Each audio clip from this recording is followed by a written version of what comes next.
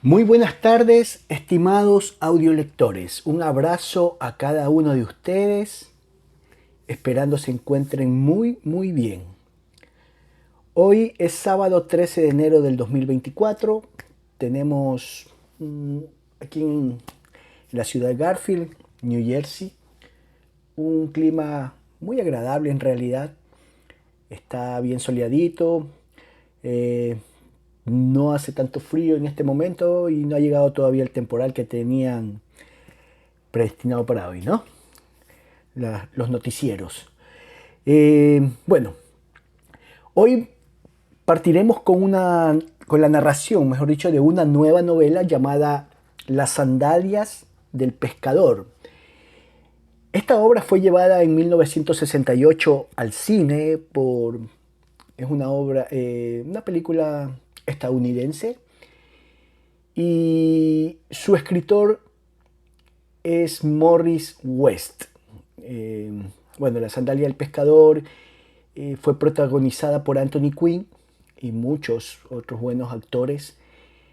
Eh, y Morris West, vamos a hablar un poquito de él, es el personaje, el escritor, mejor dicho, nacido en St. Kilda, Australia, el 26 de abril de 1916 y fallecido el 9 de octubre de 1999 en la ciudad capital de Australia, Sydney.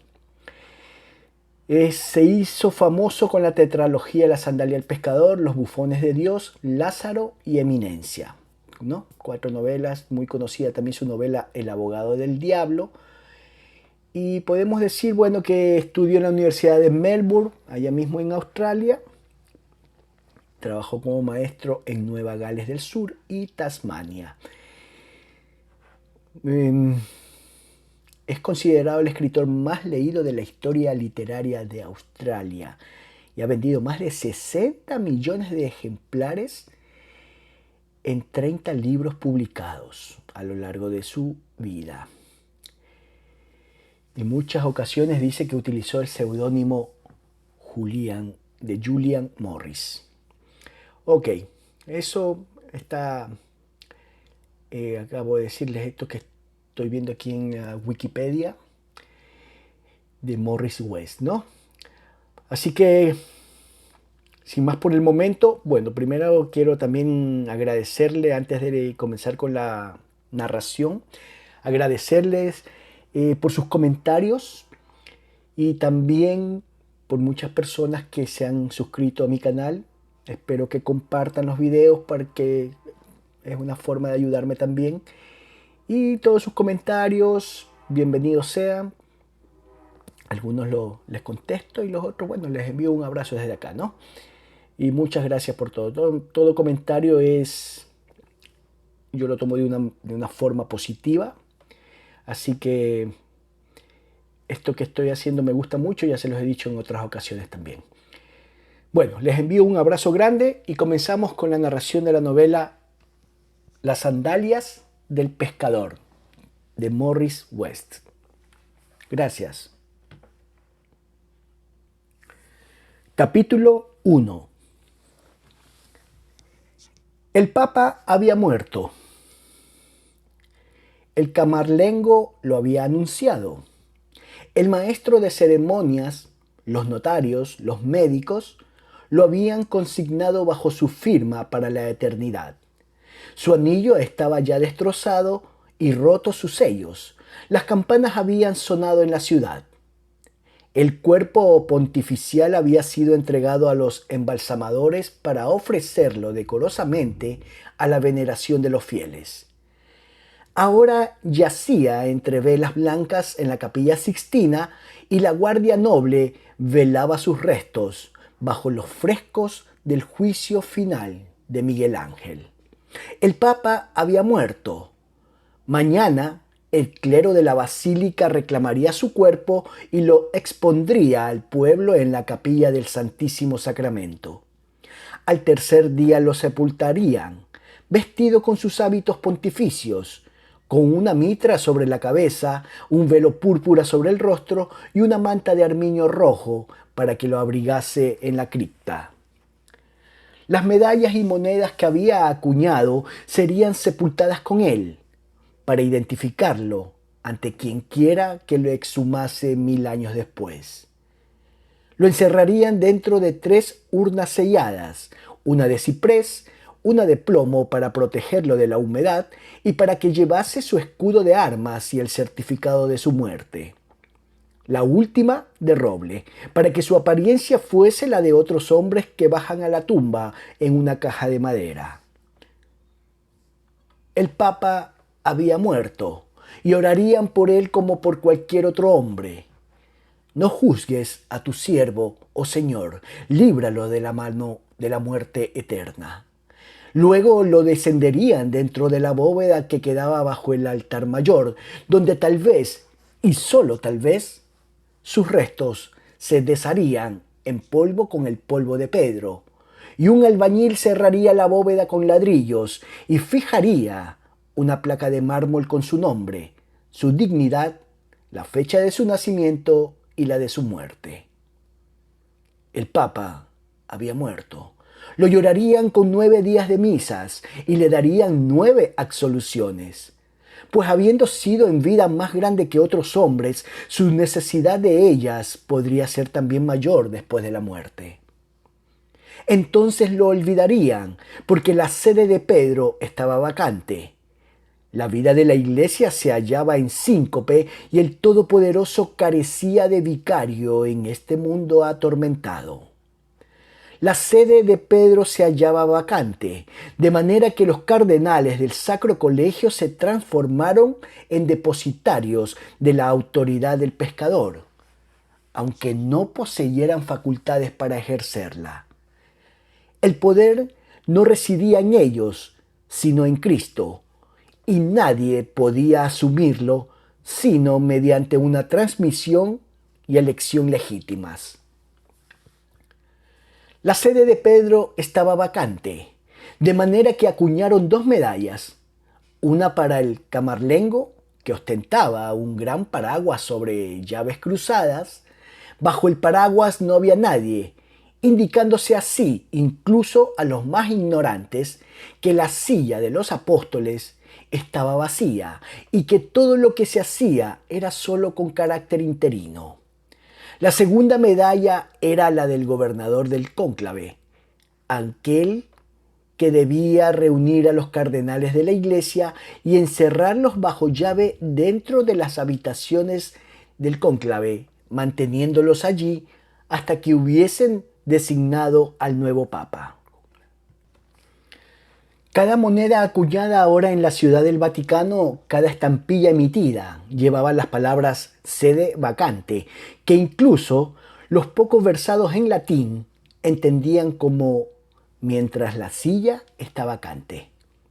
El periódico del Vaticano llevaba la misma leyenda en su portada y mantendría su franja negra de duelo hasta que se nombrase al nuevo pontífice.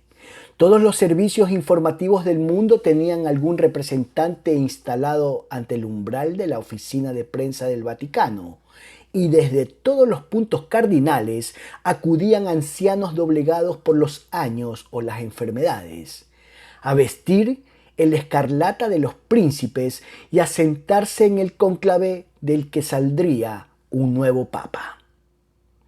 Entre ellos estaba Carlín el americano, y Rahmani el sirio, y Sin el chino, y Hanna el irlandés proveniente de Australia. Y estaban también Coucha de Brasil y Da Costa de Portugal. Y Morán de París, y Lavigne de Bruselas, y Lambertini de Venecia, y Bragdon de la ciudad de Londres.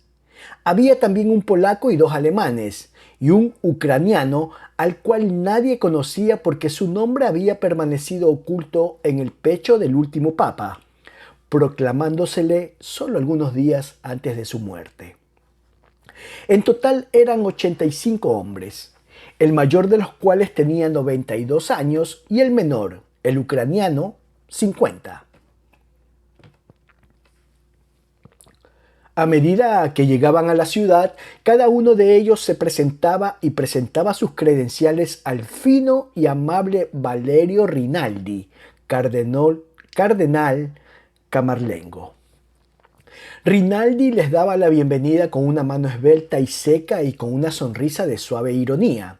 Administraba a cada uno de ellos el juramento de los miembros del cónclave, que comprendía y observaría rigurosamente todas las reglas de la elección, tal como estaban expresadas en la Constitución Apostólica de 1945, que preservaría el secreto de la elección bajo pena de una excomunión reservada, que no serviría con sus votos los intereses de poder secular alguno, que en caso de ser elegido papa no renunciaría a los derechos temporales de la Santa Sede, que se considerasen necesarios a su independencia. Nadie rehusó prestar este juramento, pero Rinaldi, que tenía sentido del humor, se preguntó muchas veces por qué era necesario exigirlo, a menos que la Iglesia sintiese una saludable desconfianza de las virtudes de sus príncipes. Los ancianos son generalmente muy susceptibles, de manera que, al esbozar los términos de esta promesa, Valerio Rinaldi acentuaba levemente el consejo expresado por la Constitución Apostólica, que recomendaba que los procedimientos de la elección se desarrollasen con prudencia, caridad y calma singular. Su cautela no era injustificada. La historia de las elecciones papales había sido tormentosa y a veces turbulenta. Cuando en el siglo XV se eligió a Dámaso el Español, hubo masacres en las iglesias de la ciudad. León V sufrió prisión, torturas y finalmente cayó asesinado por los teofilactos, de manera que durante casi un siglo la iglesia se vio regida por títeres manejados por las mujeres teofilactas, Teodora y Marosia.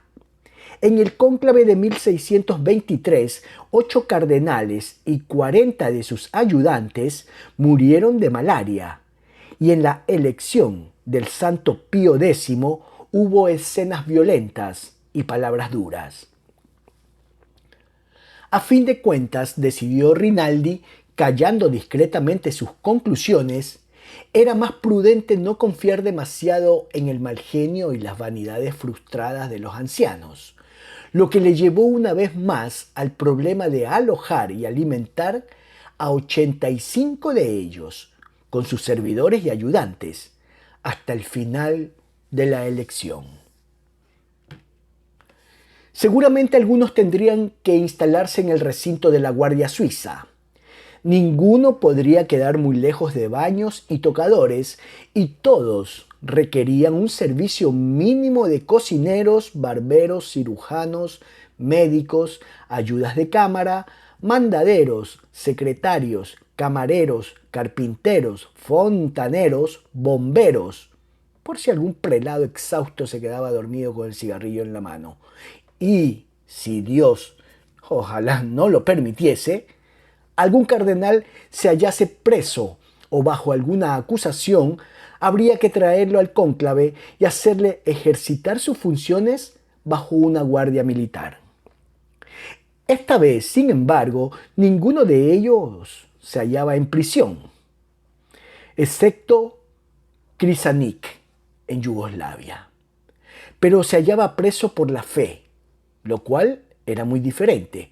Y el último papa había organizado una eficiente administración, de manera que Valerio, cardenal Rinaldi, incluso tuvo tiempo para reunirse con su colega Leone, del Santo Oficio, el cual era también decano del Sacro Colegio.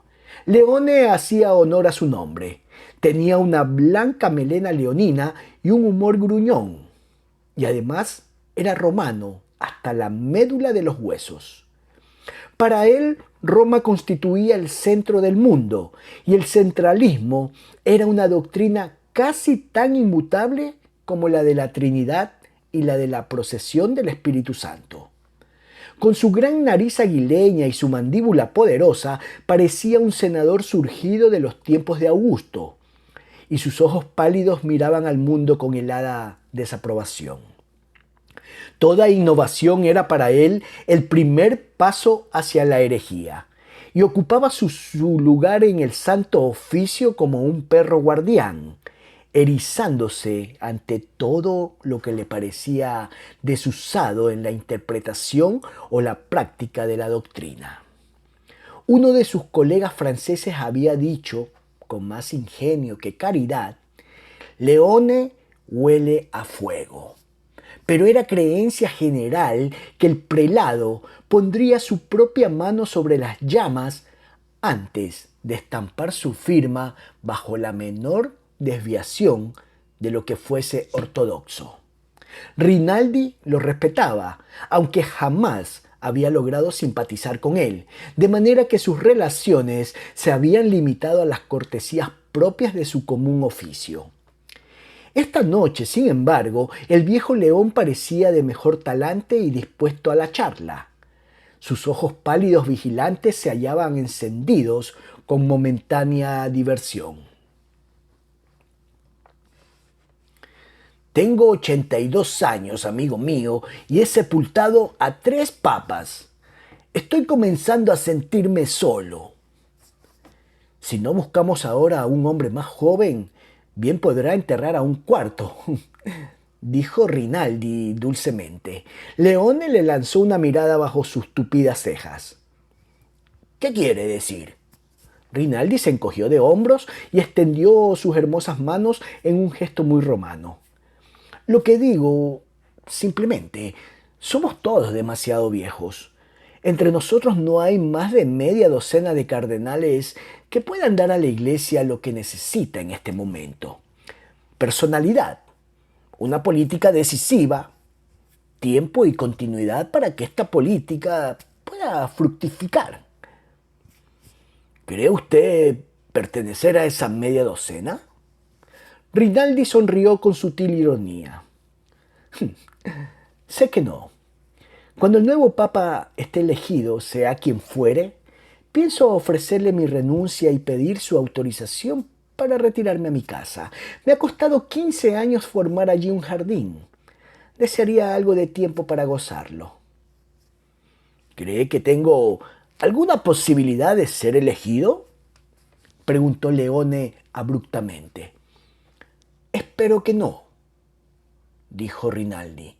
Leone echó atrás su melena y rió. No se preocupe, ya sé que no la tengo. Necesitan a alguien muy diferente, a alguien que... Vaciló buscando la frase. A alguien que emane compasión hacia las multitudes, que las vea como las vio Cristo, como ovejas sin pastor. No soy esa clase de hombre. Me gustaría serlo. Leone alzó su cuerpo voluminoso de la silla y caminó hasta la gran mesa cubierta de libros, entre los cuales se erguía un antiguo globo terráqueo. Hizo girar lentamente el globo sobre su eje, de manera que los países apareciesen por turno bajo la luz. Mírelo, amigo mío. El mundo, nuestra viña. Una vez lo colonizamos en nombre de Cristo, no siempre rectamente, no siempre con justicia o con sabiduría, pero allí estaba la cruz y allí estaban los sacramentos. Y viviese el hombre cubierto de púrpura o de cadenas, tenía siempre la oportunidad de morir como hijo de Dios. Y ahora nos batimos en retirada en todas partes. Hemos perdido la China, Asia y a los rusos. Pronto perderemos África y luego Sudamérica. Usted lo sabe, lo sé yo. Que hayamos permanecido todos estos años sentados en Roma viéndolo suceder, da la medida de nuestro fracaso. Detuvo el girar del globo con mano vacilante y luego se volvió encarando a su visitante con una nueva pregunta. Si usted pudiese vivir otra vez su vida, Rinaldi, ¿qué haría de ella? Rinaldi alzó la vista con una sonrisa displicente que era parte de su encanto. Creo que volvería a hacer las mismas cosas, no porque me sienta muy orgulloso de ellas, sino porque son las únicas que puedo hacer bien. Me llevo bien con la gente porque nunca he podido experimentar sentimientos muy profundos respecto a ella. Me imagino que eso me convierte en un diplomático nato. No me gusta disputar. Y aún menos me agrada verme implicado emocionalmente. Me gusta la soledad y el estudio, de manera que soy buen canonista, historiador aceptable y lingüista adecuado. Nunca he tenido pasiones fuertes. Si se siente malicioso, puede decirme que no llevo sangre en las venas. De manera que he adquirido una reputación de correcto comportamiento sin haber tenido que esforzarme para obtenerla. En suma, he tenido una vida muy satisfactoria. Satisfactoria para mí, por supuesto. ¿En qué forma la juzga el ángel que registra nuestros actos? ¿Mm? Es otra cosa. No se subestime, hombre, dijo Leone agriamente. Usted ha hecho mucho más de lo que desea reconocer. Necesito tiempo y reflexión para poner mi alma en orden, dijo Rinaldi suavemente. ¿Puedo contar con su ayuda para renunciar? Por supuesto. Gracias. Y ahora supongamos que el inquisidor responde a su propia pregunta. ¿Qué haría usted si tuviese que comenzar otra vez?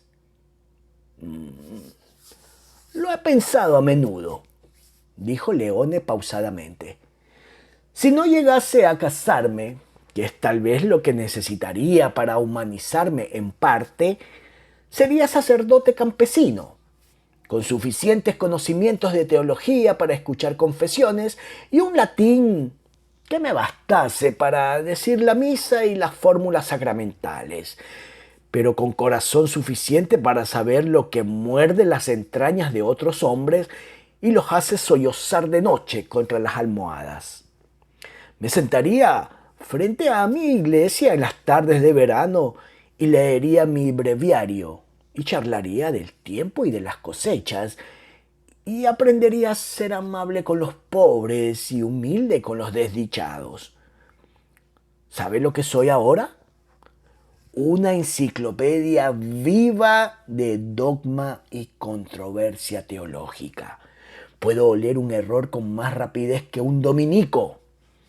¿Y qué significa todo esto? Nada. ¿A quién le preocupa la teología, exceptuando a los teólogos?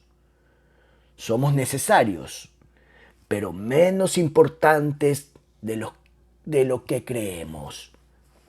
La iglesia es Cristo, Cristo y los seres humanos. Y lo que los seres humanos quieren saber es si hay o no hay un Dios. ¿Cuál es su relación con ellos? ¿Y cómo pueden volver a Él cuando se extravían? Preguntas inmensas, dijo Rinaldi suavemente, que no pueden ser respondidas por mentes pequeñas o incultas. Leone sacudió obstinadamente su melena leonina.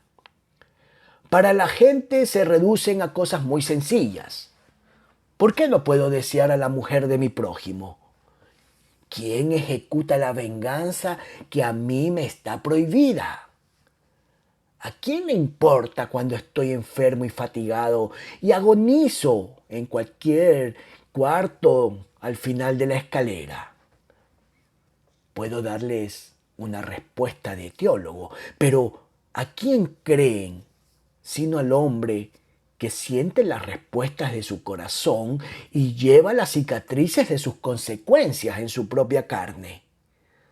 ¿Dónde están esos hombres? ¿Hay uno solo de ellos entre los que llevamos al capelo rojo? Bah. Su boca severa tembló en una mueca confusa y extendió los brazos con burlona desesperación.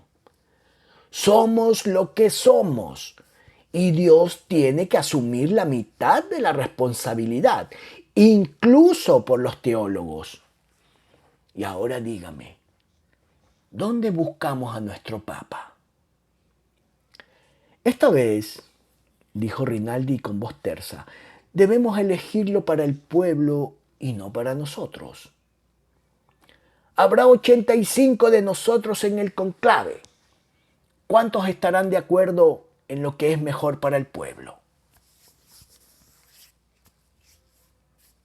Rinaldi bajó la vista hacia el dorso de sus cuidados dedos. Dijo con suavidad, si les enseñásemos primero al hombre, tal vez lograríamos ponerlos de acuerdo. La respuesta de Leone fue corta y enfática. Tendría que comenzar por enseñármelo a mí. ¿Y si usted aprobase mi elección? Entonces habría que formular otra. En ese caso se presentaría otro problema, añadió Leone categóricamente. ¿Cuántos de nuestros hermanos pensarían como nosotros? La pregunta era más sutil de lo que parecía y ambos lo sabían. En efecto, en ella estaba contenido el difícil problema de la elección, la paradoja del papado. El hombre que llevaba el anillo del pescador era vicario de Cristo, representante del Todopoderoso. Su dominio era espiritual y universal. Era el siervo de todos los siervos de Dios, incluso de aquellos que no lo aceptaban. Por otra parte, era obispo de Roma, metropolitano de una sede italiana. Por tradición histórica, los romanos reclamaban la prioridad a su presencia y a sus servicios. Confiaban en él para tener trabajo, para atraer al turismo y para afirmar su economía mediante las inversiones del Vaticano y para la preservación de sus monumentos históricos y privilegios nacionales. Su corte era italiana por sus características. La mayoría de los miembros de su casa y su administración eran italianos. Si no podía tratar con ellos familiarmente en su propia lengua, se hallaba desamparado ante las intrigas palaciegas y todo tipo de intereses partidistas. Hubo una época en la cual el punto de vista romano había tenido un aspecto curiosamente universal. El numen del antiguo imperio se aferraba aún a él y el recuerdo de la Pax Romana no había desaparecido todavía de la conciencia europea. Pero ese numen se desvanecía ya. La Roma imperial no había dominado jamás Rusia y Asia, y los latinos que conquistaron Sudamérica no llevaron allí la paz, sino la espada. Inglaterra se había rebelado largo tiempo atrás, así como antaño se rebeló contra las legiones romanas. De manera que había motivos fundados para una sucesión nueva, no italiana, al trono papal, así como había también razones fundadas para creer que un papa extranjero pudiera convertirse en un títere en manos de sus ministros o en una víctima del talento de aquellos para la intriga. La perpetuidad de la Iglesia era un artículo de fe, pero su desmedro y sus corrupciones y los obstáculos creados por las insensateces de sus miembros eran parte del canon de la historia. Había base para cierto cinismo, pero una y otra vez la misteriosa capacidad de autorrenovación de la Iglesia y del papado confundía a los cínicos. Estos tenían sus propias explicaciones. Los fieles lo atribuían a la presencia del Espíritu Santo. En ambos casos subsistía un misterio incómodo. ¿Por qué el caos de la historia se atenía en forma tan consistente al dogma? ¿O por qué un Dios omnisciente elegía un método tan desordenado para conservar su posición en la mente de sus criaturas?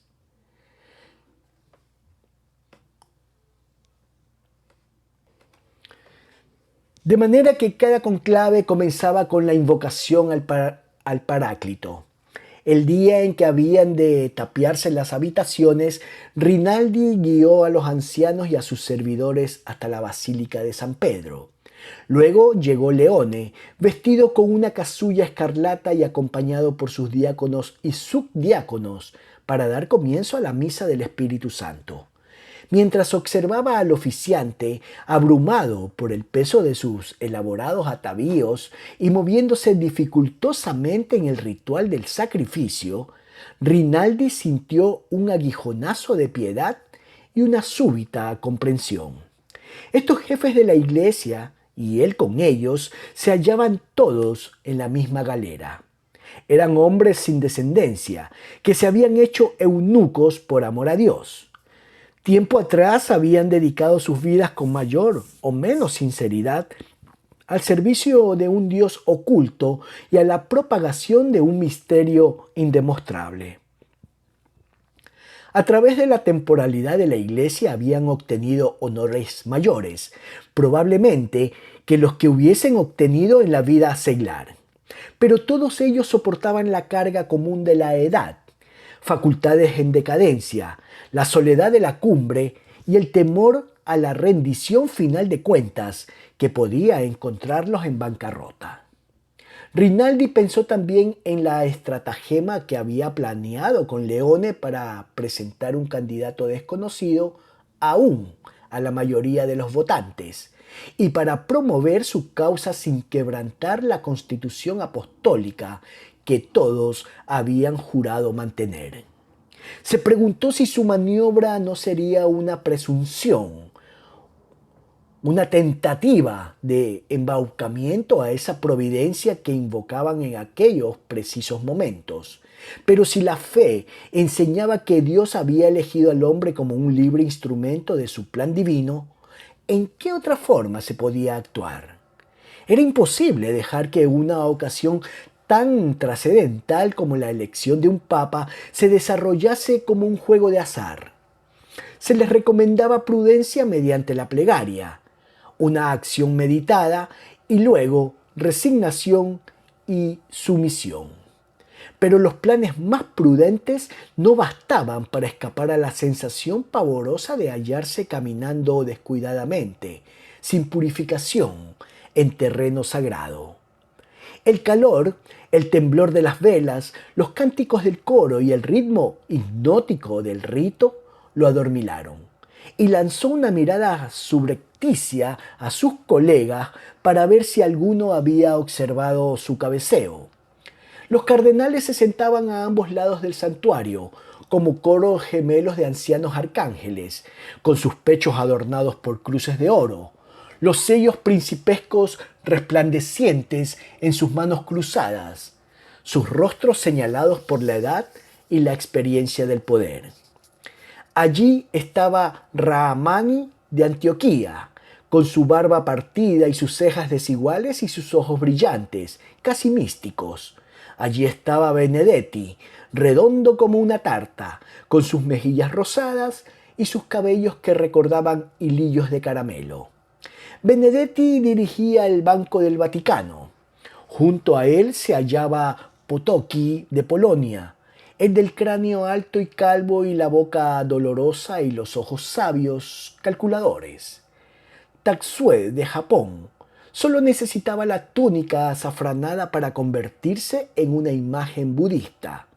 Y Achsien, el chino exiliado, se sentaba entre Rugambwa, el cardenal negro de Kenia, y Pallenberg, el enjuto asceta de Múnich. Los ojos astutos de Rinaldi recorrieron los idales del coro, repitiéndose las virtudes o limitaciones de los cardenales, aplicando a cada uno de ellos el marbete clásico de papabile, el que tiene hechuras de papa. Teóricamente, todos los miembros del conclave podían lucirlo. En la práctica, solo unos pocos podían ser elegidos. Aquí vamos a hacer una pausa, mis estimados audiolectores, porque quiero dejar en claro una cosa. La palabra conclave, al principio de la narración, yo comencé a usarla como cónclave, ¿no? Con el acento en la O. Y revisé en el diccionario y tanto cónclave como conclave se puede usar en esta palabra. Voy a seguir con esta última, que es conclave, porque no me marca la tilde aquí, así que voy a dejarme llevar por eso, ¿no? Pero el diccionario español dice que se pueden usar las dos, que los dos significan lo mismo. La reunión de cardenales para elegir un nuevo papa. Muchas gracias. Para algunos, la edad era un obstáculo. A otros se lo impedía el temperamento, talento o reputación. La nacionalidad era un problema vital. Era imposible elegir a un norteamericano sin que la Iglesia pareciese dividir aún más al este y al oeste. Un papa negro podría parecer un símbolo espectacular de las nuevas naciones revolucionarias, así como un japonés podría ser un útil eslabón entre Asia y Europa. Pero los príncipes de la Iglesia eran hombres viejos y desconfiaban de los gestos espectaculares, así como desconfiaban de los legados de la historia. Un papa alemán podía enajenar las simpatías de aquellos que sufrieron en la Segunda Guerra Mundial. Un francés haría recordar los tiempos de Aviñón y de las rebeliones tramontanas. En las actuales circunstancias, un papa ibérico significaría una indiscreción diplomática. Gonfalone, el milanés, tenía reputación de santo, pero se estaba convirtiendo en un recluso, lo que podía perjudicarle en un cargo tan público. Leone era un autócrata que bien podía confundir el fuego del fanatismo con la llama de la compasión. El lector leía los Hechos de los Apóstoles. En esos días, Pedro comenzó y dijo: «Hombres, hermanos, el Señor nos encomendó que predicásemos a la gente y que diésemos testimonio de que Él es quien ha sido designado por Dios para ser el juez de los vivos y de los muertos». El coro cantó: «Veni, Sancte Spiritus». Ven, Espíritu Santo, y llena el corazón de los fieles. Entonces Leone comenzó a leer con su voz fuerte y obstinada el Evangelio para el día del conclave. «Aquel que no entra por la puerta en el redil, sino que trepa por otro camino, es un ladrón y un bandolero. Pero el que entra por la puerta es el pastor de las ovejas». Rinaldi inclinó la cabeza entre sus manos y oró porque el hombre que ofrecía fuese en verdad un pastor y porque el conclave le entregase el cayado y el anillo. Cuando la misa terminó, el celebrante se retiró a la sacristía para quitarse sus vestiduras y los cardenales relajaron sus nervios en los sitiales. Algunos cuchichearon, dos cabeceaban, aún adormilados, y uno sorbió subrepticiamente una pizca de rapé. La parte siguiente de la ceremonia era solo una formalidad, pero prometía ser una formalidad tediosa. Un prelado les leería una homilía en latín, acentuando una vez más la importancia de la elección y su obligación moral de llevarla a cabo en forma ordenada y honesta. Tradicionalmente se elegía a este prelado por la pureza de su latín, pero el camarlengo había hecho otros arreglos. Un murmullo de sorpresa agitó a la asamblea al ver que Rinaldi abandonaba su lugar y caminaba hasta el extremo alejado de los sitiales, por el costado del Evangelio en el altar. Rinaldi ofreció su mano a un cardenal alto y delgado y lo condujo hasta el púlpito. Cuando apareció allí en lo alto, recibiendo las luces de lleno en el rostro, sus hermanos vieron que era el más joven entre ellos. Tenía el pelo negro, su barba cuadrada también era negra y su mejilla izquierda estaba surcada por una larga cicatriz lívida. En su pecho, junto a la cruz, colgaba un icono pectoral que representaba una imagen bizantina de la Madonna y el Niño. Al persignarse, lo hizo de derecha a izquierda, a la manera eslava, pero cuando comenzó a hablar, no lo hizo en latín, sino en un toscano puro y melodioso. A través de la nieve, el leone sonrió su severa aprobación a Rinaldi y luego, como sus colegas, ambos se entregaron a la sobria elocuencia del desconocido.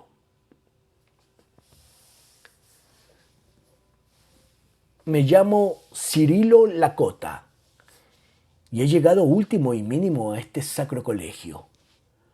Hoy os hablo invitado por nuestro hermano el cardenal Camarlengo. Para la mayoría de vosotros soy un desconocido, porque mi pueblo está disperso y he pasado los últimos 17 años en prisión. Si tengo algún derecho entre vosotros, algún mérito, que sea este su fundamento. Hablo por los extraviados, por aquellos que caminan en la oscuridad y en el valle de las sombras de la muerte. Por ellos, y no por nosotros, nos reunimos en este cónclave. Por ellos, y no por nosotros, debemos elegir un pontífice. El primer hombre que ostentó este título caminó junto a Cristo y fue crucificado como el Maestro. Aquellos que mejor han servido a la Iglesia y a los fieles han sido los que se hallaban más próximos a Cristo y a los demás seres humanos, que son la imagen de Cristo. Tenemos un gran poder en nuestras manos, hermanos míos. Pondremos un poder aún mayor en manos del hombre a quien elijamos, pero debemos usar ese poder como siervos y no como amos. Debemos recordar que somos lo que somos: sacerdotes, obispos, pastores, mediante un acto de dedicación a los seres humanos que son el rebaño de Cristo. Lo que poseemos, incluso las ropas que llevamos, llega a nosotros por su caridad. La trama material de la Iglesia se alzó piedra a piedra, ofrenda a ofrenda de oro, por el sudor de los fieles, y nos la han entregado para que nuestras manos la administren. Son ellos quienes nos han educado para que podamos enseñarlos a ellos y a sus hijos. Son ellos quienes se humillan ante nuestro sacerdocio, como ante el divino sacerdocio de Cristo. Para ellos ejercemos los poderes sacramentales y sacrificiales que nos han sido concedidos en la unción y la imposición de las manos. Si en nuestras deliberaciones servimos a otra causa que no sea esta, somos traidores.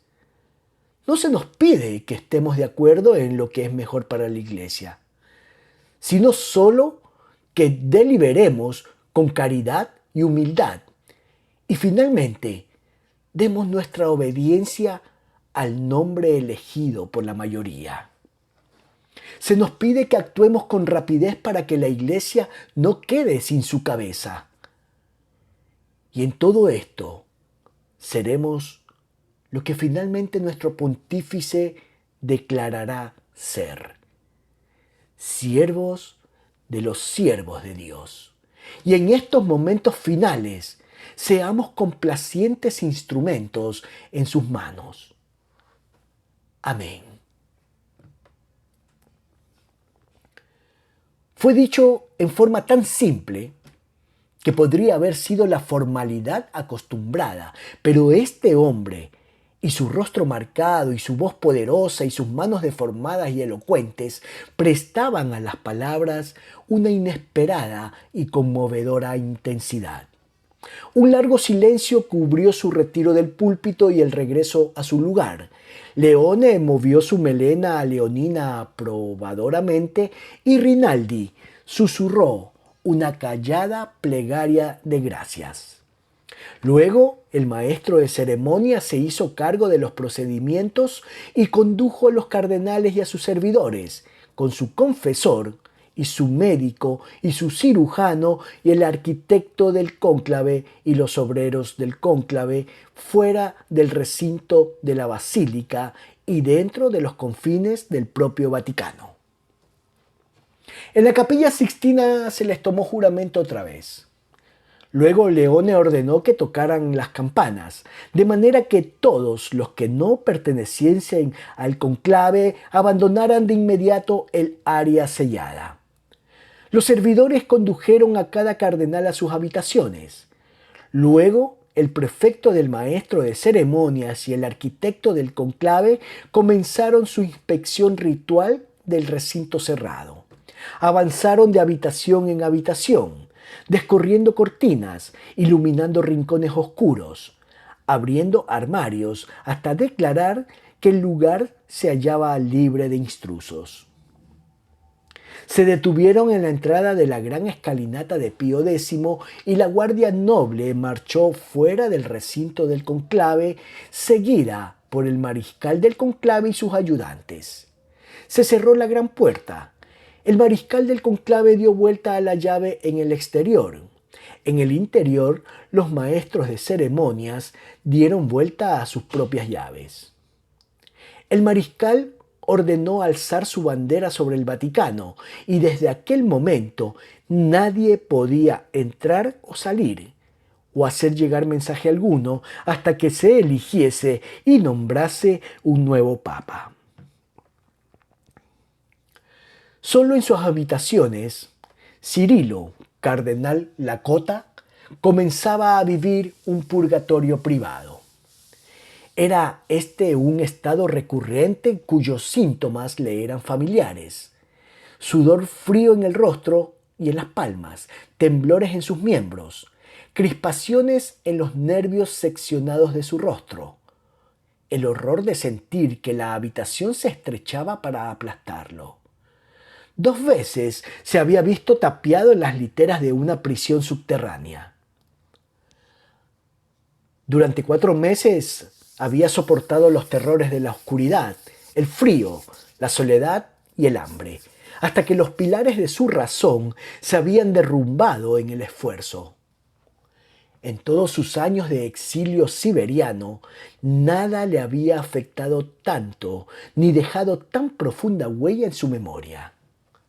Nada lo había acercado más a la abjuración y la apostasía. Lo habían golpeado a menudo, pero los tejidos así dañados habían sanado con el tiempo. Lo habían interrogado hasta que todos sus nervios parecían gritar y su mente caía en confusión misericordiosa.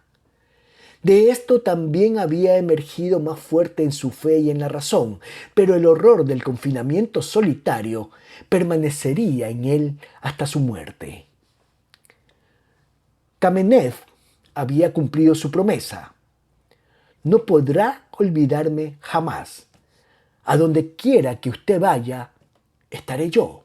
Y donde quiera que usted llegue a ser, yo seré parte de usted.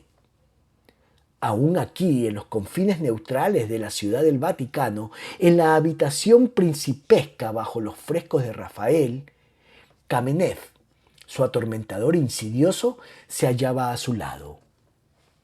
Solo había una manera de escapar a él, la que había aprendido en las literas cerradas, la proyección del espíritu torturado hacia los brazos del Todopoderoso. El cardenal cayó de rodillas, sepultó el rostro entre sus manos y trató de concentrar todas las facultades de su mente y cuerpo en una sencilla acción de abandono. Sus labios no buscaron palabras, pero su voluntad se aferró al lamento de Cristo en el Getsemaní. Padre, si es posible, aparta de mí este cáliz. Sabía que finalmente el cáliz se apartaría, pero debía soportar primero esa agonía. Las murallas lo estrechaban implacablemente. El cielo raso pesaba sobre él como una vestidura de plomo. La oscuridad oprimía sus ojos y se acurrucaba dentro de su cráneo. Cada músculo de su cuerpo se anudaba dolorosamente y sus dientes castañeteaban como en el rigores de la fiebre. Luego se sintió mortalmente helado, mortalmente tranquilo, y esperó pasivamente la luz que era el comienzo de la paz y de la comunión. La luz era una especie de aurora vista desde una alta montaña, derramándose suavemente sobre cada pliegue del terreno, de manera que todo el esquema de su historia se revelase de una vez. Allí estaba la ruta de su propio peregrinar, como una cinta escarlata que se extendía 4.000 millas desde Lvov en Ucrania a Nikolaevsk en el mar de Ojotsk. Cuando terminó la guerra contra los alemanes y a pesar de su juventud, Cirilo Lakota fue designado metropolitano de Lvov, sucesor del piadoso Andriy Shevchiki, gran líder de los católicos rutenos. Poco después fue arrestado con otros 6 obispos y deportado a las fronteras orientales de Siberia. Los otros 6 murieron y Lakota había quedado solo, pastor de un rebaño perdido y debiendo llevar la cruz sobre sus hombros. Había estado 17 años en prisión o en campamentos de trabajo forzados. Solo una vez, durante ese tiempo, había podido decir misa con un poquitín de vino y una corteza de pan blanco. Solo podía aferrarse a la doctrina, a las plegarias y las fórmulas sacramentales que su mente atesoraba.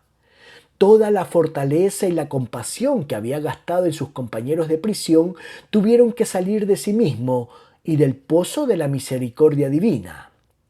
Y sin embargo, su cuerpo debilitado por la tortura había recuperado milagrosamente sus fuerzas en la esclavitud del trabajo en minas y en cuadrillas camineras, de modo que ni siquiera Kamenev pudo mofarse de él, demostrando en cambio su asombro ante esta supervivencia.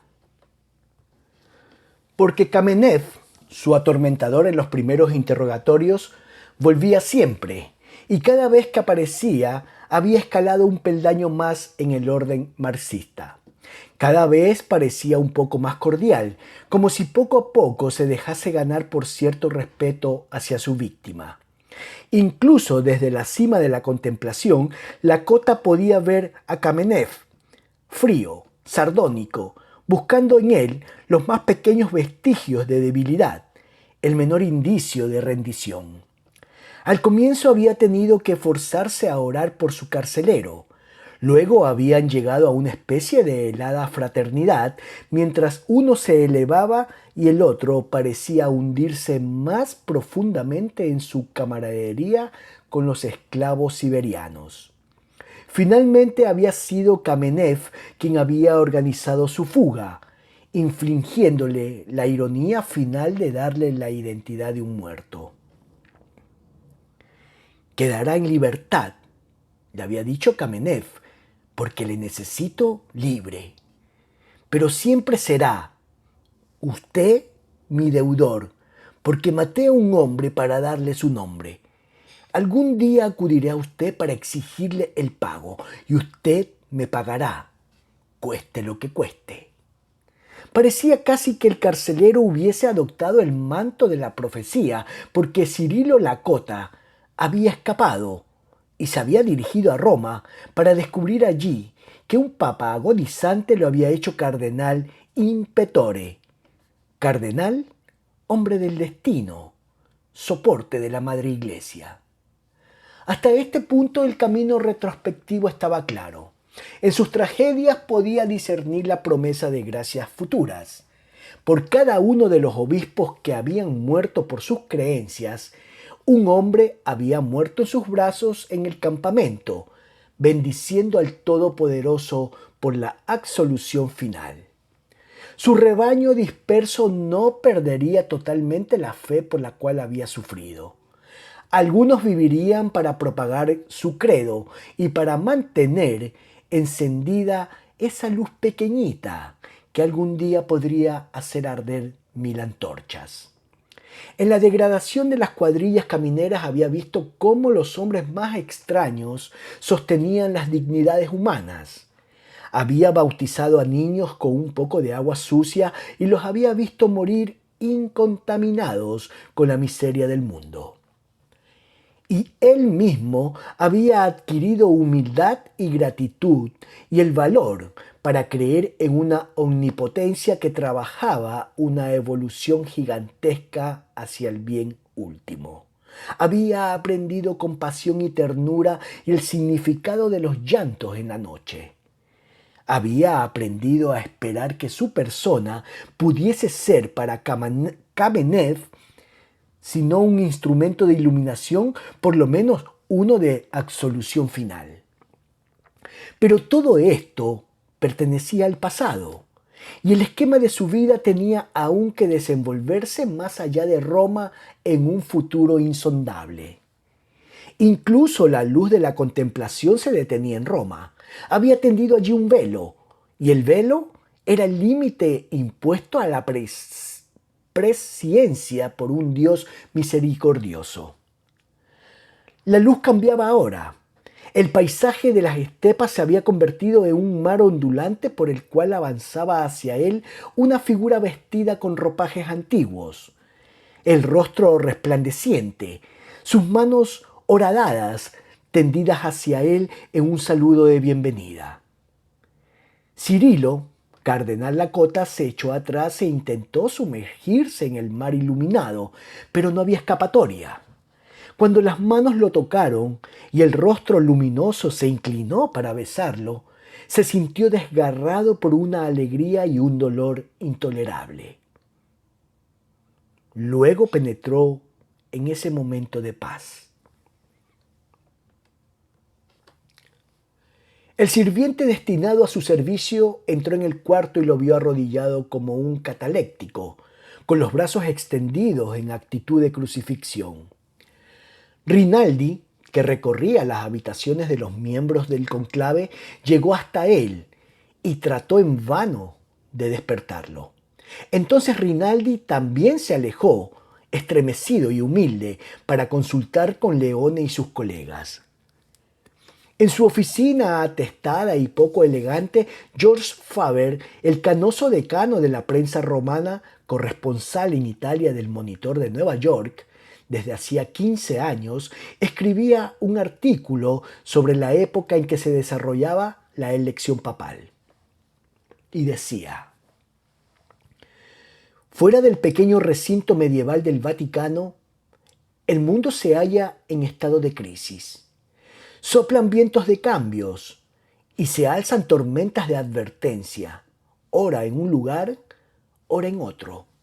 La carrera de armamentos entre los Estados Unidos y Rusia continúa sin atenuación.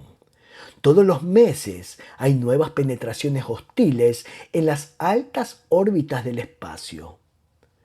Hay hambre en la India y guerra de guerrillas en las penínsulas del sur de Asia. Hay truenos sobre África y en las capitales de Sudamérica flamean banderas revolucionarias desgarradas. Hay sangre en las arenas del norte de África y en Europa la batalla por la supervivencia económica se libra tras las puertas cerradas de los bancos y en las salas de juntas directivas. Muy alto, sobre el Pacífico, los aviones vuelan para tomar muestras de la contaminación atmosférica causada por partículas atómicas letales. En China, los nuevos dinastas luchan por llenar los estómagos de millones de hambrientos mientras sujetan sus mentes a la rígida ortodoxia de la filosofía marxista. En los nebulosos valles del Himalaya, donde ondean las banderas de las plegarias y los recolectores de té trabajan en las terrazas, hay correrías e incursiones desde el Tíbet y Xinjiang. En las fronteras de la Mongolia exterior, la inquieta amistad de Rusia y China está tensa y a punto de romperse. Barcos patrulleros recorren las ciénagas de Mangle y las ensenadas de Nueva Guinea, mientras las tribus montañesas tratan de proyectarse dentro del siglo XX en un brinco gigantesco desde la Edad de Piedra. En todas partes el hombre ha tornado conciencia de sí mismo como un animal de tránsito y lucha desesperadamente por afirmar su derecho a lo mejor del mundo durante el breve periodo que habita en él. El nepalés, acosado por sus demonios montañeses, el culi, que gasta su corazón tirando del rickshaw, el israelí, sitiado en todas sus fronteras. Todos y cada uno de ellos están reafirmando su derecho a una identidad. Y todos tienen los oídos dispuestos para cualquier profeta que les prometa alguna. El periodista dejó de mecanografiar, encendió un cigarrillo y se echó atrás en su silla, meditando sobre la idea que acababa de expresar. Derecho a una identidad. Curioso observar cómo todos debían reclamarlo tarde o temprano. Curioso ver esa larga aceptación aparentemente ecuánime de la persona que parecemos ser, de la situación para la cual la vida parece habernos designado. Y súbitamente esa identidad nos parece dudosa. Su propia identidad, por ejemplo. George Faber, solterón, experto en asuntos italianos y en la política del Vaticano, ¿por qué se había visto obligado a estas alturas de su vida a preguntarse quién era? ¿Quién había aceptado ser hasta ese momento? ¿Por qué esa agitada insatisfacción con su propia supervivencia sin un suplemento permanente de su ser? Una mujer, por supuesto. Siempre había habido mujeres en su vida, pero Chiara era algo nuevo, algo muy especial. Este pensamiento lo perturbó. Intentó guardarlo otra vez y se inclinó nuevamente sobre la máquina de escribir. En todas partes se clama por la supervivencia, pero como la ironía suprema de la creación es que el hombre debe morir inevitablemente, aquellos que se esfuerzan por conquistar su mente o su músculo tienen que prometerle una extensión de su lapso en alguna apariencia de inmortalidad. El marxista le promete la unidad con los trabajadores. El nacionalista le entrega una bandera y una frontera, y una prolongación local de sí mismo. El demócrata le ofrece la libertad a través del sufragio, pero le advierte que tal vez deba morir para conservarla. Mas para el hombre y para todos los profetas que el hombre eleva, el enemigo último es el tiempo. Y el tiempo es una dimensión relativa, limitada directamente por la capacidad del hombre para hacer uso de él. Las comunicaciones modernas, rápidas como el relámpago, han reducido a la nada el lapso entre un acto humano y sus consecuencias. Un disparo en Berlín puede hacer estallar al mundo en pocos minutos. Una plaga en las Filipinas puede infectar a Australia en el día. El hombre que se tambalea en la cuerda en un circo de Berlín agoniza ante los ojos de Londres y Nueva York. Así, en todo momento, el hombre se ve acosado por las consecuencias de sus propios pecados y los de sus semejantes. Y así también, cada profeta y cada erudito se ve acosado por el rápido transcurso del tiempo, sabiendo que deberán rendir cuentas por falsas predicciones y promesas quebrantadas, con celeridad hasta hoy desconocida en la historia. Esta es precisamente la causa de la crisis. Aquí nacen los vientos y las olas, y se forman los truenos que en una semana cualquiera, en un mes cualquiera, pueden rugir alrededor del mundo bajo un cielo oscurecido por hongos nubosos. Los hombres del Vaticano tienen conciencia del tiempo, aunque muchos de ellos han dejado de tenerla con la necesaria intensidad. Tiempo. Su mente había adquirido una vívida conciencia de esta menguante dimensión de la existencia. Tenía más de 40 años. Durante un año había estado intentando activar la petición de nulidad de Chiara ante la sagrada rota romana para librar a su amada de Corrado Calitri y poder casarse con ella. Pero el caso avanzaba con lentitud desesperante y Faber, a pesar de haber nacido católico, comenzó a sentir un amargo resentimiento contra el sistema impersonal de las congregaciones romanas y la actitud de los ancianos que las dirigían. Continuó escribiendo en forma vívida, precisa, profesional.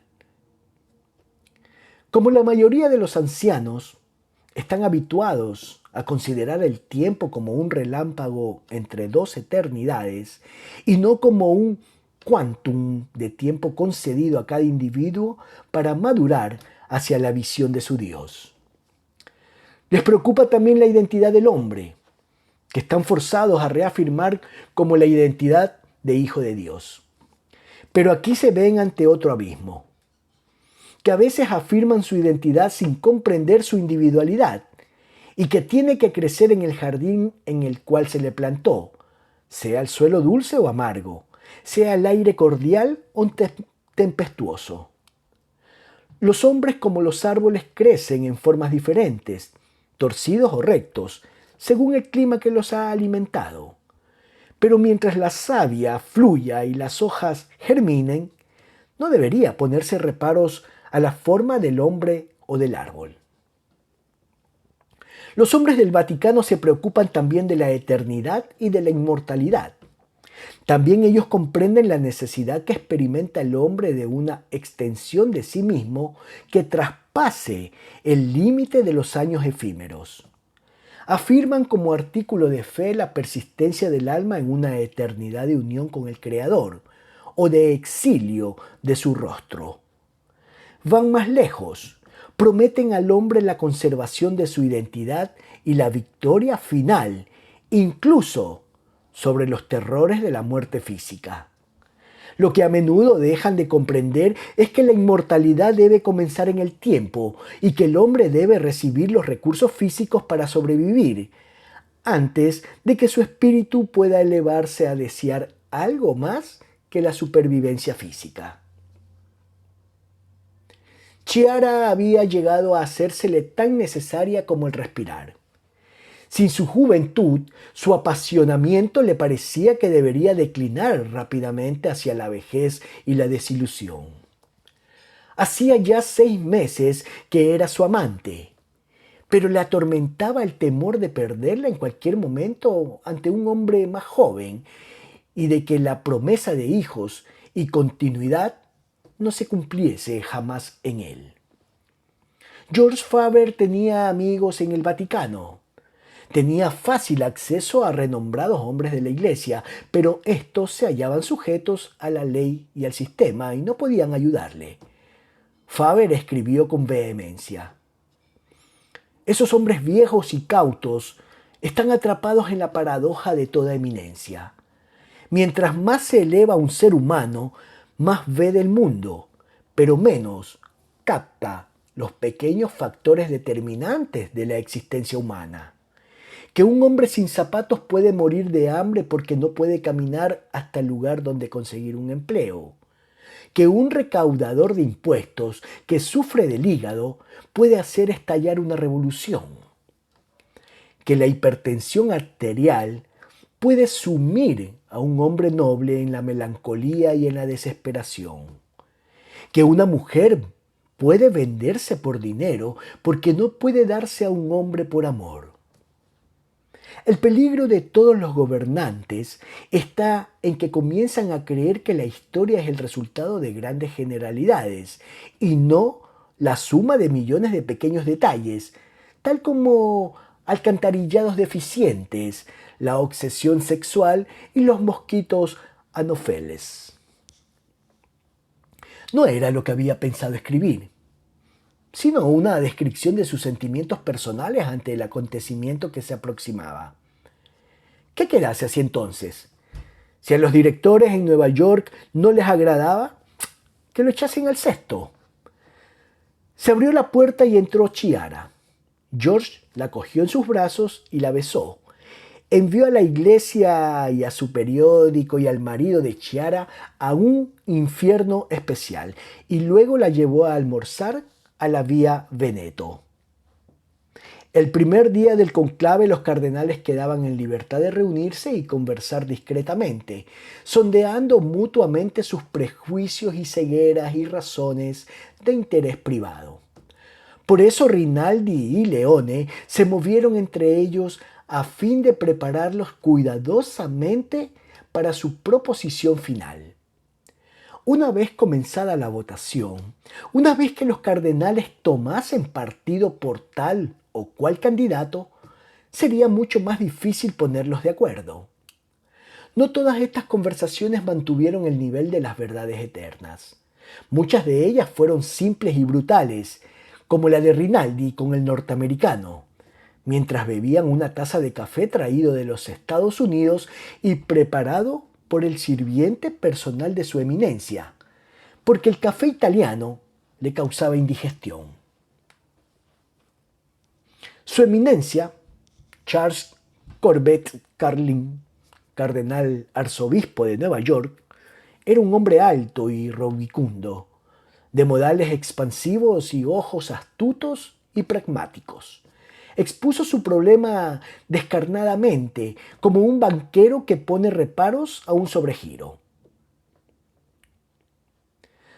No queremos un diplomático ni queremos un funcionario de la curia que vea el mundo a través de un cristal romano. Un hombre que haya viajado, sí, pero alguien que haya sido rector y comprenda cuáles son nuestros problemas del momento. Me interesaría escuchar de su eminencia la descripción de esos problemas, dijo Rinaldi con la máxima cortesía. Estamos perdiendo nuestro asidero sobre la gente, adujo Carlin categóricamente. Estamos perdiendo su lealtad. Creo que gran parte de la culpa es nuestra. Rinaldi se sorprendió. Carlin tenía la reputación de ser un magnífico banquero de la Madre Iglesia y se le atribuía la convicción de que todos los males del mundo podían solucionarse mediante un sistema escolar bien dotado y un sermón vivificante cada domingo. Escucharle hablar tan llanamente de defectos que le atañían directamente resultaba al mismo tiempo reconfortante y perturbador. Rinaldi preguntó: ¿por qué perdemos terreno? En los Estados Unidos, por dos razones: prosperidad y respetabilidad. Ya no se nos persigue. Pagamos nuestro avance. Podemos lucir la fe como una insignia rotaria y con la misma falta de trascendencia. Cobramos nuestras cuotas como si fuésemos un club. Gritamos más fuerte que los comunistas y nuestra contribución al dinero de Pedro es la mayor del mundo. Pero eso no basta. Para muchos católicos, en todo esto no hay corazón. Los jóvenes se alejan de nuestra influencia, no nos necesitan como debieran. No confían en nosotros como acostumbraban a hacerlo.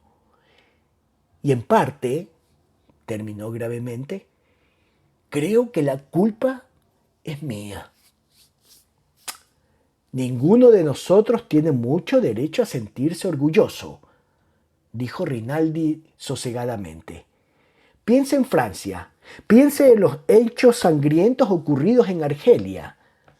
Y sin embargo se trata de un país con una mitad católica y dirigido por católicos. ¿Dónde está nuestra autoridad en esta situación monstruosa? Una tercera parte de la población del mundo vive en América del Sur.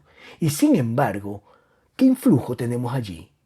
¿Qué impresión causamos a los ricos indiferentes y a los pobres oprimidos, que no ven esperanza en Dios y menos aún en aquellos que lo representan? ¿Dónde debemos comenzar a cambiar? He cometido errores, dijo Carlin melancólicamente. Errores de importancia. Ni siquiera puedo comenzar a repararlos todos. Mi padre era un jardinero, un buen jardinero. Siempre decía que lo más que se podía hacer por un árbol era abonarlo y podarlo una vez al año y dejar el resto en manos de Dios. Siempre me enorgullecí de ser un hombre práctico, como lo fue él, ¿sabe? Construir la iglesia y luego la escuela, instalar a las monjas y luego a los hermanos, construir el seminario, preparar a los sacerdotes y mantener el ingreso de dinero. Lo demás quedaba en manos del Todopoderoso. Sonrió por primera vez y Rinaldi, al cual había sido antipático durante muchos años, comenzó a simpatizar con él. Carlin continuó con singular acento. Romanos e irlandeses. Nosotros somos grandes maquinadores y grandes constructores, pero perdemos de vista la esencia de las cosas con más rapidez que nadie. Atengámonos al libro. Abstenerse de carne los viernes. No dormir con la mujer del prójimo y dejar los misterios a los teólogos. No basta. Que Dios nos ayude, pero no basta. Usted está pidiendo un santo. Dudo que tengamos muchos de ellos en nuestros registros en este momento. Un santo no. Carlin habló otra vez enfáticamente. Un hombre para los demás hombres y de los hombres, como lo era Sarto. Un hombre que pueda sangrar por ellos y amonestarlos y hacerles saber siempre que los ama. Un hombre que pueda romper el cerco de este jardín dorado y convertirse en otro Pedro. ¿Lo crucificarían también? Por supuesto, respondió agriamente Rinaldi.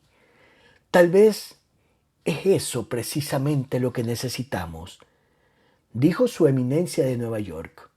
Y entonces Rinaldi, el diplomático, juzgó oportuno hablar del ucraniano barbudo, Cirilo Lakota, como del hombre que tenía hechuras de papa. En una habitación algo más pequeña del conclave, Leone discutía al mismo candidato con Hugh, cardenal Brandon de Westminster.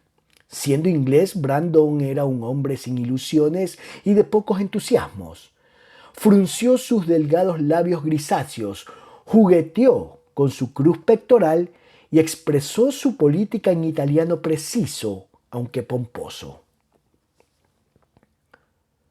Nosotros opinamos que un romano sigue siendo la mejor elección. Nos deja cierta libertad de acción.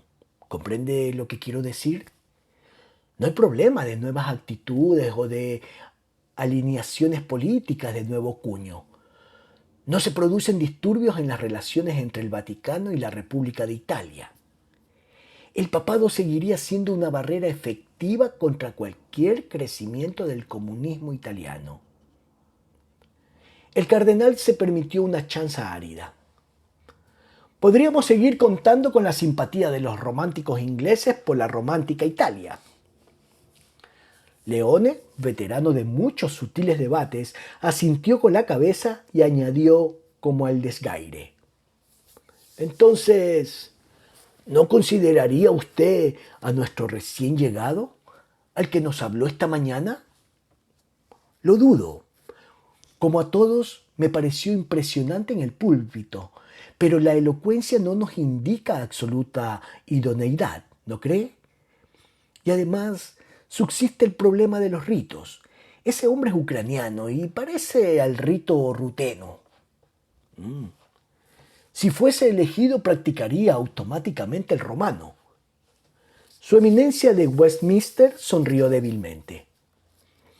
La barba podría preocupar a algunos. un aspecto demasiado bizantino, ¿no le parece? No hemos tenido un papa con barba en mucho tiempo. Sí, seguramente se la afeitaría. ¿Continuaría usando su icono? Creo que también se le podría persuadir para que lo dejase. Y en ese caso tendríamos a un romano modelo. Entonces, ¿por qué no elegir directamente a un italiano? No puedo creer que desee usted algo diferente. Puede creer que lo deseo. Estoy dispuesto a afirmar en este momento que mi voto será para el ucraniano. Temo no poder prometerle el mío. Usted sabe, ingleses y rusos. Históricamente no nos hemos entendido nunca, nunca. Siempre, siempre, dijo Rahmani el sirio, con su hablar blando y cortés. Buscamos al hombre que posea el único don necesario, el don de la cooperación con Dios. Incluso entre los hombres buenos, este don es escaso. La mayoría de nosotros pasamos la vida tratando de plegarnos a la voluntad de Dios y aún así, a menudo debe doblegarnos una gracia violenta. Los otros, los contados, se entregan a una especie de acto instintivo para ser instrumentos en las manos del Hacedor. Si este hombre nuevo es uno de ellos, entonces es a él a quien necesitamos. ¿Y cómo podremos saberlo?, preguntó secamente Leone.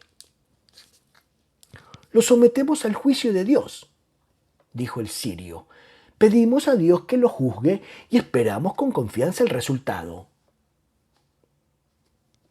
Solo podemos votar en su elección. No hay otro camino.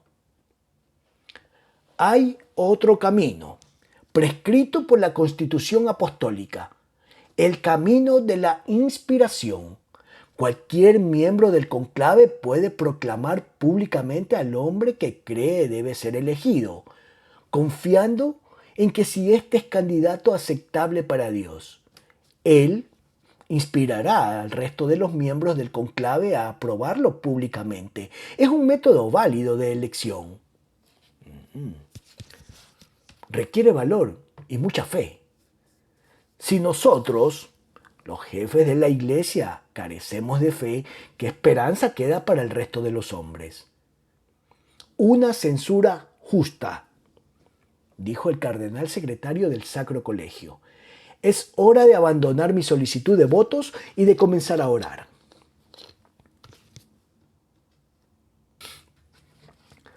A la mañana siguiente, muy temprano, los cardenales se reunieron en la Capilla Sixtina para la primera votación.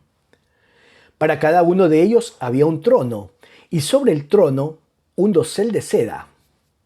Los tronos estaban dispuestos junto a las murallas de la capilla, y ante cada asiento había una mesilla que llevaba el escudo de armas del cardenal y su nombre inscrito en latín. El altar de la capilla aparecía cubierto con un tapiz que ostentaba una imagen bordada del Espíritu Santo descendiendo sobre los primeros apóstoles. Ante el altar estaba situada una mesa grande, sobre la cual había un cáliz de oro y una bandejilla, también de oro. Junto a la mesa se veía una sencilla estufa redonda cuya chimenea se proyectaba a través de una ventana pequeña que miraba a la plaza de San Pedro. Al efectuarse la votación, cada cardenal escribiría el nombre de su candidato en el papel del voto, lo colocaría primeramente en la bandejilla de oro y luego lo pondría dentro del cáliz, para significar que había ejecutado un acto sagrado. Después de que se contasen los votos, estos se quemarían en la estufa y el humo saldría por la chimenea hacia la plaza de San Pedro. Para elegir papa se requería una mayoría de 2/3. Si la mayoría no era concluyente, los votos se quemaban con paja mojada, lo que producía nubarrones de humo oscuro. Solo cuando la votación alcanzaba un resultado definitivo, los votos se quemaban sin paja, para que el humo blanco informase a las multitudes expectantes que tenían un nuevo papa. Era esta una ceremonia arcaica y engorrosa para la edad de la radio y la televisión, pero servía para subrayar el dramatismo del momento y la continuidad de 2000 años de historia papal. Una vez sentados los cardenales, el maestro de ceremonias recorrió los tronos, entregando a cada votante un solo voto. Luego abandonó la capilla y echó llave a la puerta, dejando tras él a los príncipes de la Iglesia en la elección del sucesor de Pedro. Este era el momento que habían esperado Leone y Rinaldi. Leone se levantó en su lugar, sacudió su blanca melena y se dirigió al conclave. Hermanos míos, me alzo para hacer uso de un derecho acordado por la Constitución Apostólica. Proclamo ante ustedes mi convicción de que hay entre nosotros un hombre elegido ya por Dios para sentarse en la silla de Pedro. Como el primero de los apóstoles, ha sufrido prisión y torturas por la fe, y la mano de Dios lo ha liberado de su cautiverio para que se nos uniese a este conclave. Lo proclamo como mi candidato y a él ofrezco mi voto y obediencia. Cirilo, cardenal Lakota. Hubo un instante de silencio absoluto, interrumpido por el jadear ahogado de Lakota. Entonces Rahmani, el sirio, se levantó de su trono y dijo con firmeza: «Yo también lo proclamo». «También yo», dijo Carlin el americano. «Y yo», dijo Valerio Rinaldi. Y luego, de dos en dos, de tres en tres, los ancianos se incorporaron repitiendo esta proclamación, hasta que todos, excepto 9, se hallaron de pie bajo los doseles, mientras Cirilo, cardenal Lakota, permanecía en su trono con el rostro tenso e inexpresivo. Luego Rinaldi se levantó y se dirigió a los lectores. ¿Hay alguien aquí que niegue la validez de esta elección y que una mayoría superior a los dos tercios ha elegido a nuestro hermano Cirilo? Nadie respondió. «Sentaos, por favor», dijo Valerio Rinaldi. Al sentarse, cada cardenal tiró de la cuerda que sujetaba su dosel, de modo que éste cayese y los cubriera.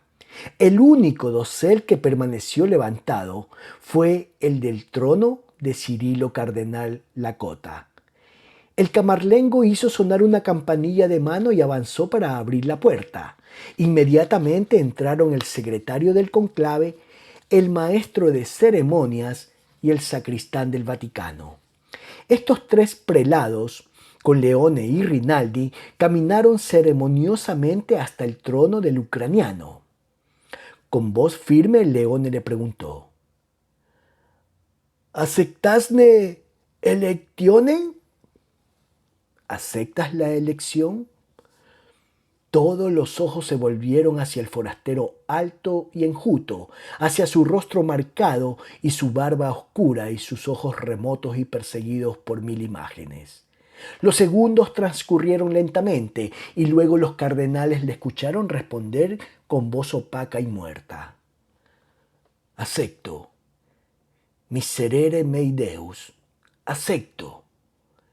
Que Dios se apiade de mí». Fragmento de las Memorias Secretas de Cirilo I, Pontífice Máximo.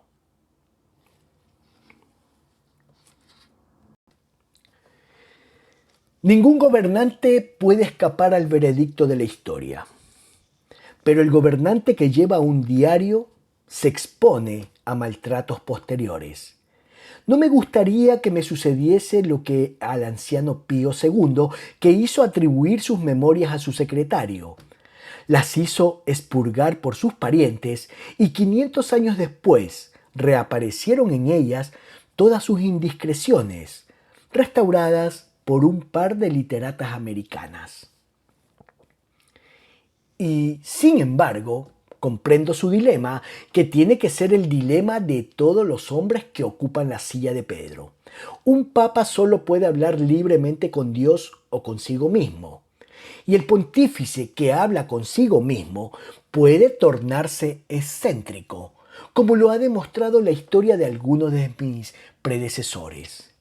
Mi debilidad es el temor a la soledad y al aislamiento, de manera que necesitaré válvulas de escape.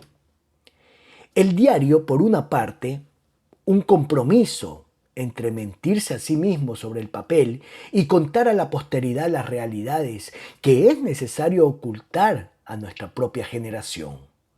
Pero hay una dificultad, por supuesto.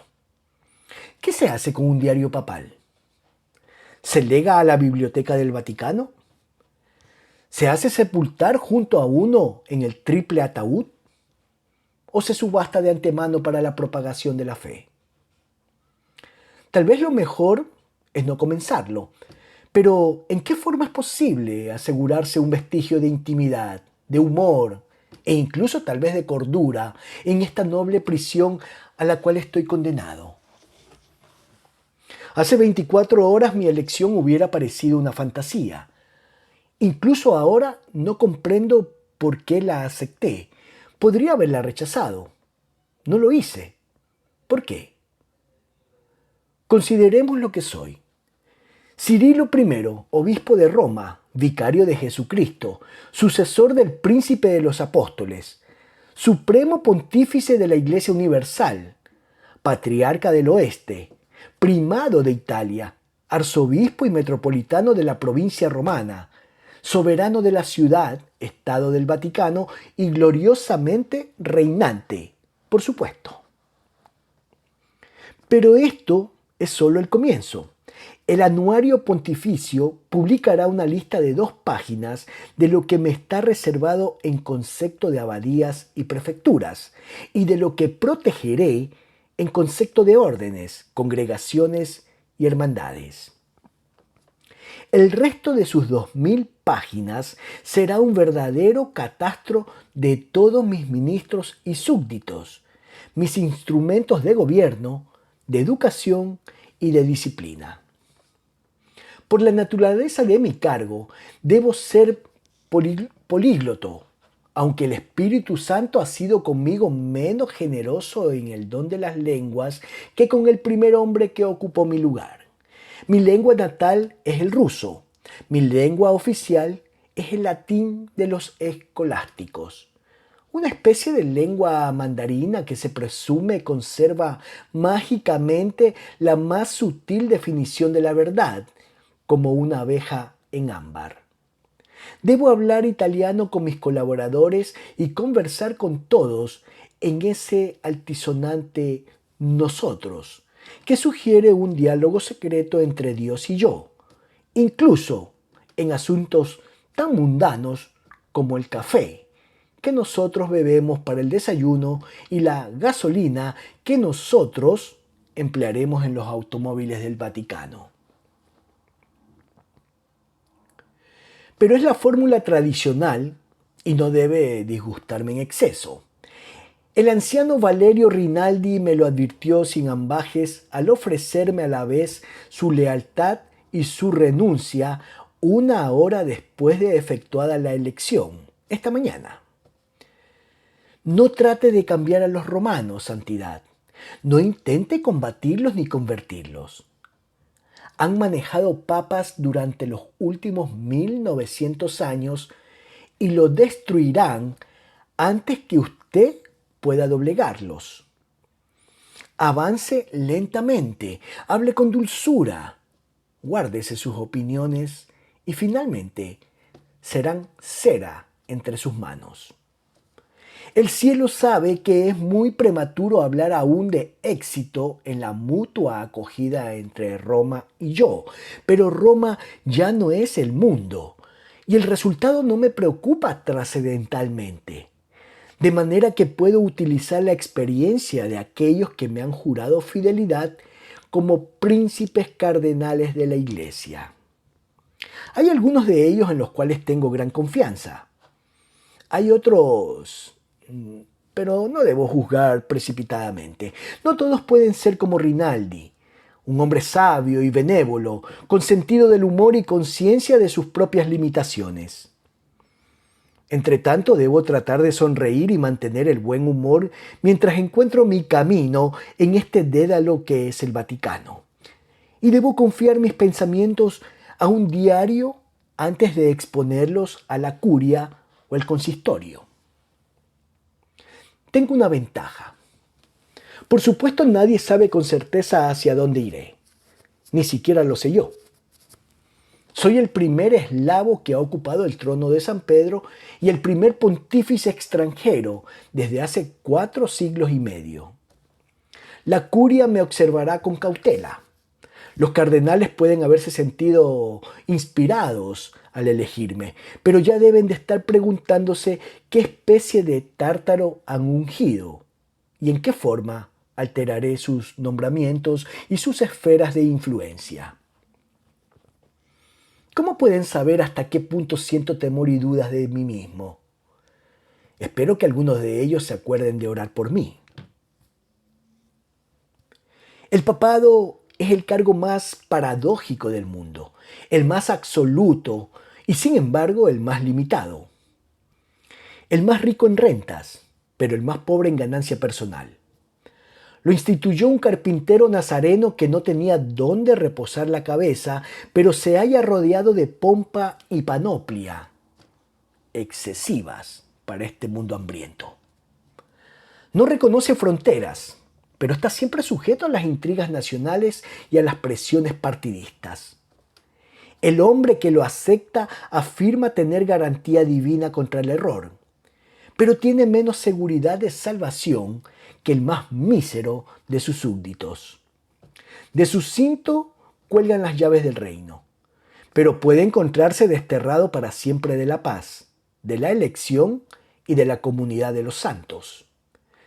Si dice que no le tientan la autocracia y la ambición, es un embustero. Si no avanza a veces aterrorizado, ni ora a menudo en la oscuridad, entonces es un necio. Lo sé ya, o por lo menos estoy comenzando a saberlo. Fui elegido esta mañana y esta noche estoy solo en el monte de la desolación. Aquel cuyo vicario soy esconde su rostro de mí.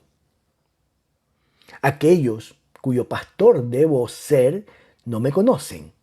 El mundo se extiende ante mis ojos como un mapa de campaña y veo piras funerarias en cada frontera. Hay ojos ciegos que miran a lo alto y un caos de voces que invocan a lo desconocido. Oh Dios, dame luz para ver y fortaleza para saber y valor para soportar la servidumbre de los siervos de Dios. Mi ayuda de cámara ha estado aquí hace un momento para preparar mi dormitorio. Es un hombre melancólico, que se parece mucho a un guardián siberiano que noche tras noche me insultaba llamándome perro ucraniano y todas las mañanas me tildaba de cura adúltero. Pero este, en cambio, pregunta humildemente si mi santidad necesita algo. Luego se arrodilla y me pide que lo bendiga a él y a su familia. Muy confuso, se atreve a sugerir que si no estoy demasiado fatigado, tal vez pueda dignarme aparecer otra vez ante la gente que aguarda aún en la plaza de San Pedro. Las multitudes me aclamaron esta mañana cuando se me condujo fuera para dar mi primera bendición a la ciudad y al mundo. Pero parece que mientras mi luz esté encendida, habrá siempre algunos que esperan Dios sabe qué señales de poder o benevolencia desde las habitaciones papales. ¿Cómo puedo decirles que nunca deben esperar demasiado de un hombre maduro que use pijamas de algodón listado? Pero esta noche es diferente. En la plaza hay una multitud de romanos y de turistas y sería una cortesía, perdón, santidad, una gran condescendencia aparecer y darle una breve bendición. Condesciendo y me reciben con nuevas olas de aclamaciones y estrépito de cornetas. Soy un papa, su padre, y me invitan a vivir largo tiempo. Los bendigo y les tiendo los brazos y me aclaman otra vez. Y mi corazón se detiene durante un momento extraño y me parece que mis brazos abarcan al mundo y que mis fuerzas no alcanzan a sostenerlo. Entonces mi ayuda de cámara o mi carcelero me hace retroceder, cierra las ventanas y corre las cortinas, de manera que, al menos oficialmente, su santidad Cirilo I está en cama y dormido. El nombre de mi ayuda de cámara es Gelasio, también nombre de un papa. Es un buen muchacho y me agrada ese minuto en su compañía. Hablamos durante algunos momentos y luego me pregunta tartamudeando y sonrojado por mi nombre. Es el primero que ha osado preguntármelo, exceptuando al viejo Rinaldi, quien al anunciarle que deseaba mantener mi nombre bautismal, asintió sonriendo irónicamente y me dijo: hay nobleza en ese nombre, santidad, y también desafío, pero por el amor de Dios, no permita que se lo traduzcan al italiano.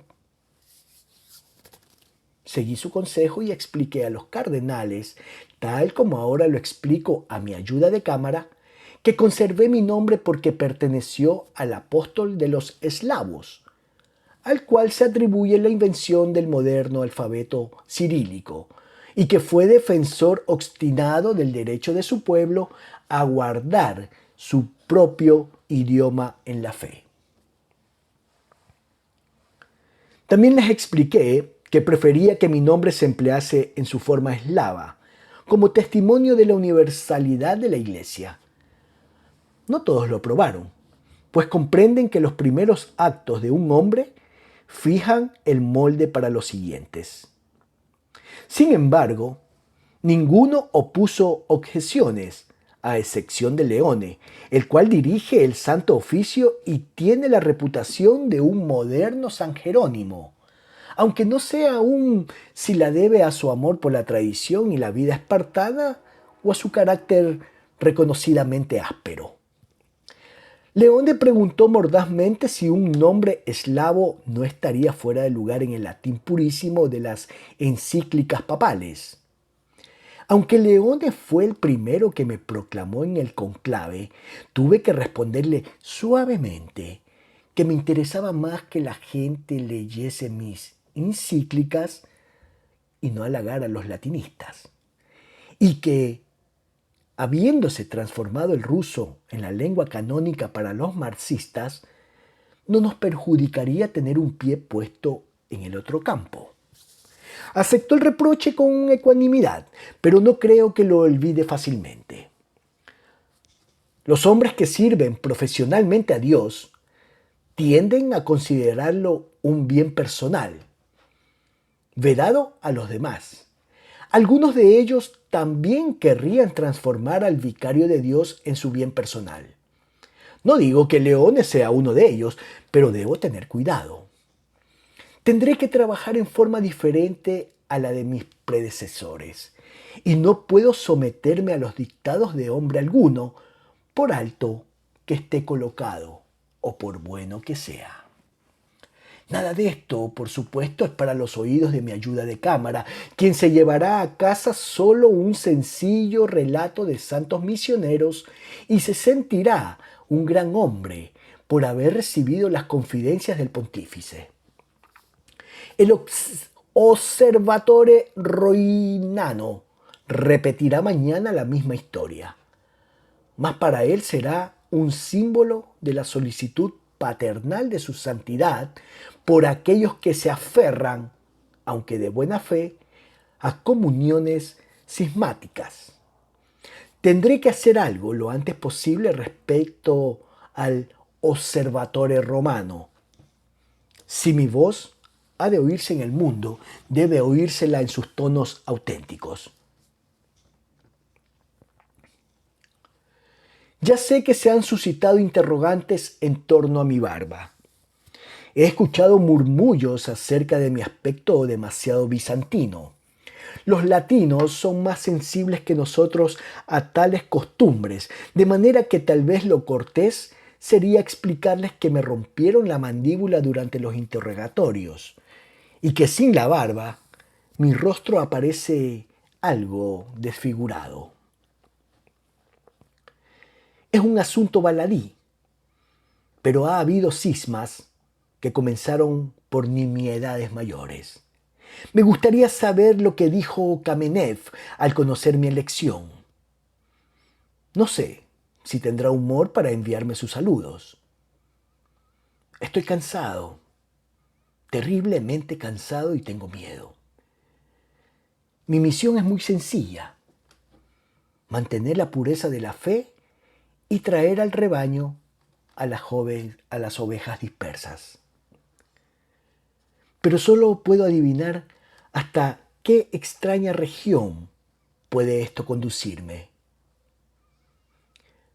No nos dejes caer en la tentación, oh Señor, sino líbranos del mal. Amén.